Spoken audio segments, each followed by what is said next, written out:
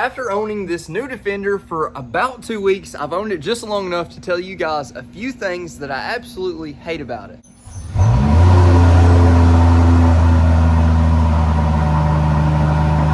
It's no secret that Land Rover has had plenty of its own shortcomings in the years past, but the Land Rover Defender is actually overall pretty nice. I want to say that before I start diving in too deep, because it is a nice machine, but every single vehicle that is on the market has its own shortcomings. And to start off, one of the most annoying things I think everyone should know about on the new Defenders is the wind noise.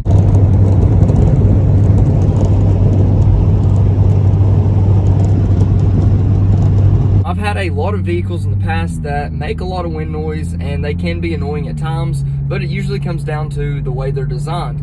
I tend to like boxier vehicles like Jeep Wranglers, things like this, so inevitably you're going to get some wind noise. But with this, it's a little bit different. The actual A-pillars, it seems like the covers on the A-pillars are what makes the noise. I've actually done a little bit of research and I've had some help from you guys, and apparently it is a common issue on the earlier Land Rover Defenders. Now with that being said, we can call the dealership and apparently they already have a fix for it, so it should be as simple as just setting an appointment and getting it fixed. But that still does take a little bit of time and it is a little bit annoying. While we're still on the inside, I want to go over another thing that I didn't really expect, and that's going to be the normal creaks and pops you get in this vehicle.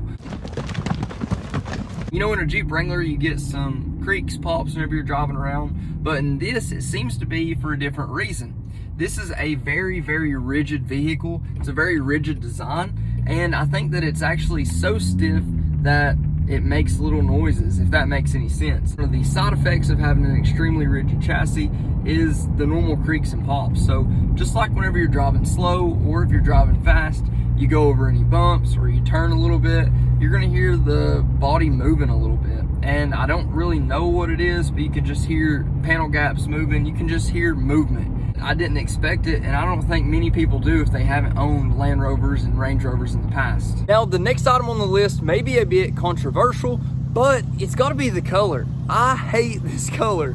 And to be 100% honest with you, it would have probably been my last pick for all the colors they offer, but it was actually their release color. It's how the Defender was seen originally, at least in the new body style. It just seems extremely European to me, something different, and I would rather have more of a silver or more of a dark green like the Sarge green from Jeeps, something different. But I mean, it blends in, you can tell whenever you're out in the woods, but I just don't like it. I do think whenever we add a lot of the black accessories, that's gonna help, but it's not gonna fix the problem. It's still gonna be green. Now, inevitably, I got a great deal on this vehicle, so I'm willing to go colorblind for a good deal. Like many of you should be. Color is something you can always change if you get a good enough deal, but for now, I don't like this color. And before you guys go to roasting me in the comments, keep in mind, this is a review and opinions on my Defender. There are some things that my Defender's not gonna have that some of yours may very well have. And it may be a different color, you can get different options, but this video is based on the Defender that I do have. And I will be the first to admit, I may have had some misconceptions going into a Land Rover or Defender. Like I said, this is my first time buying one to build, and I didn't really know what to expect, but I had some expectations that were a little bit higher than what this vehicle's offered so far. And one prime example of that would be the tow package. Now, on an SUV that's rated for right around 8,000 pounds of towing capacity, you would think they'd really want to have a tow package already installed on that vehicle.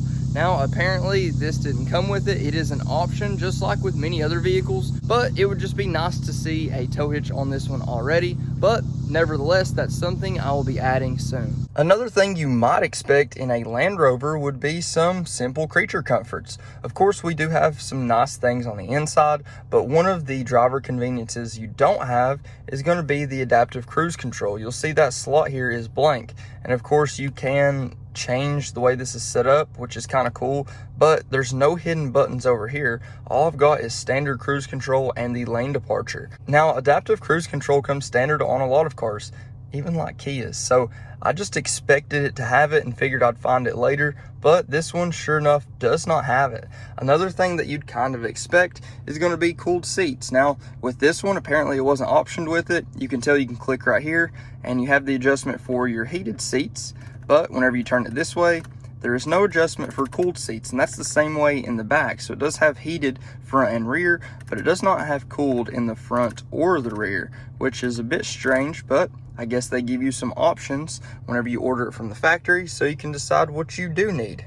And of course, last but certainly not least is gonna be, this has no differential locker, front or rear.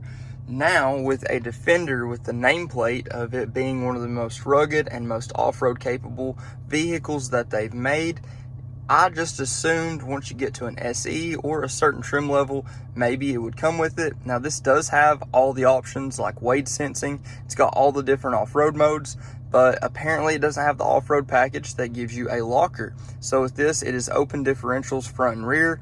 Now, granted, the traction control system with Land Rover is apparently second to none, but I don't like to rely on traction control to get me out of a sticky situation.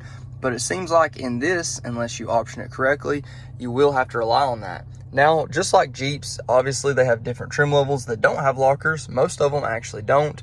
But with the Defender, I was under the misconception that it would be a little bit different. And of course, I found this out before I actually bought the vehicle. But it is just something that, in all honesty, whenever I saw one, I pretty much expected it to have it. Now, all in all, this vehicle is pretty cool. I like to be hard on my vehicles just so I can be transparent with you guys and really tell you what I don't like. That way I can also tell you what I really do like. This thing has a lot of capabilities and there are a lot of options to really fix them up and make them your own. So I'm extremely excited to get started.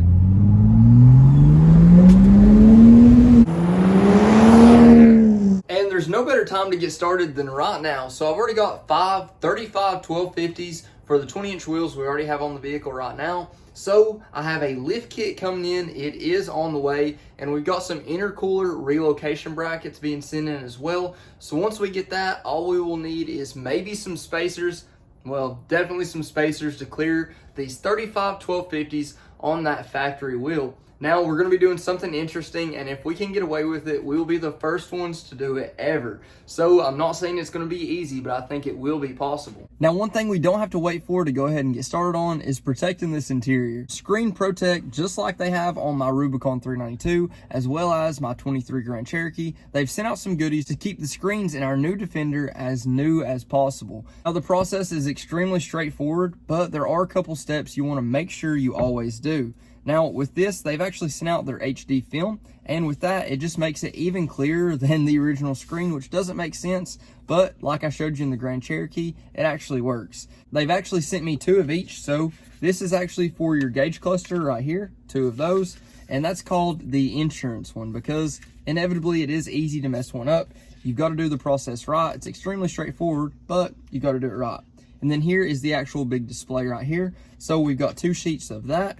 Aside from that, they also send you an awesome microfiber towel, wipes everything down really easily, and even a spray bottle with a little bit of soap, and all you do is add some water in there, that way you can spray it all down. And once you actually open this up, you've actually got a squeegee right here as well, and that's so you can get everything on there exactly the way you need and get all those air bubbles out. Now, I've already wiped mine down with a normal microfiber towel, but we're going to be sure that we actually get it clean. You don't want to have any dirt under there. You'll just wipe it down. What we're going to do is we're going to spray down the actual screen itself.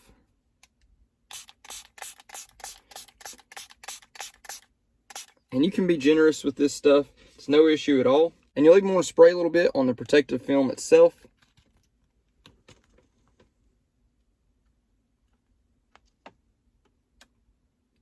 Then you'll want to line it up where you need it, and you'll spray over the top.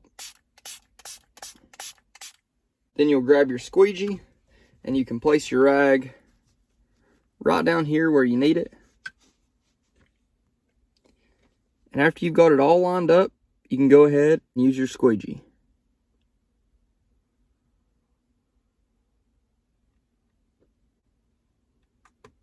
Then after you've got it all squeegeed down, you can go ahead and wipe it down.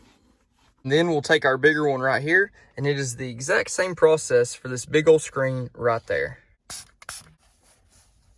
As you can see, it is all done and it is good to go. And if you guys haven't already, please like, comment, subscribe. Let me know what you think. Let me know what you want to see next. But until then, Godspeed.